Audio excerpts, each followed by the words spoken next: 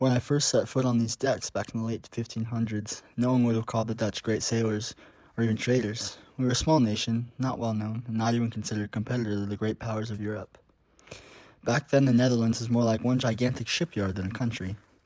Our cities buzzed with activity, shipbuilding, manufacturing, and managing our fleets. We weren't just building ships, we were building an empire. But truth be told, no one expected us to become the leading commercial nation in Europe. Our rise to power wasn't inevitable. While other nations like France and England were tangled up in their own conflicts and distractions, we found our opening, and we seized it.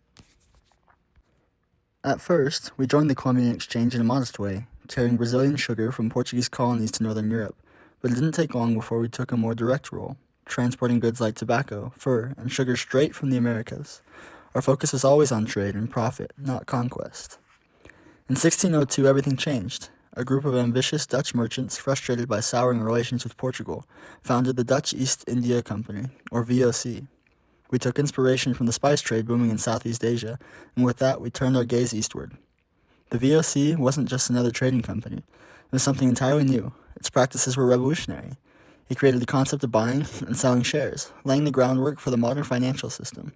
We sailors didn't fully understand all of that, but we knew we were part of something big, something that was changing the world.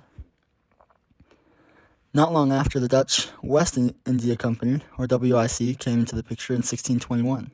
This time we set our sights on the Atlantic world. The WIC's mission was to manage Dutch interests in the Americas and Africa, dealing in goods like sugar, tobacco, and fur.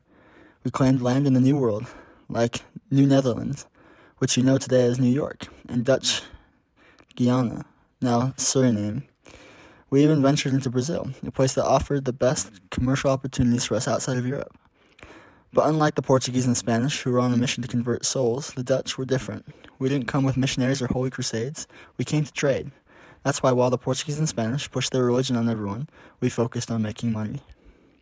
As our trade expanded, so did our reach. We found ourselves dealing in the unthinkable, the slave trade. It was a brutal and dark chapter where human lives became a part of the cargo. The WIC was involved in the trafficking of enslaved people from Africa to the Americas, fueling the labor demands for our growing colonies. The Dutch trading empire became more than just a series of colonies and outposts. We created new markets, forged global connections, and reshaped the world's economy. But all this came at a cost, politically, morally, and humanely. We were sailors, traders, and pioneers of capitalism. We helped build a new world economy, one shipload at a time. We also carried with us shadows of exploitation and conflict, legacies that still echo across oceans today. Looking back, I see a nation that transformed itself into a global power against all odds. We were never meant to be kings of the seas, yet we sailed farther and traded more than anyone else. But with great power comes great responsibility, and our story is as much about ambition as it is about the consequences of that ambition.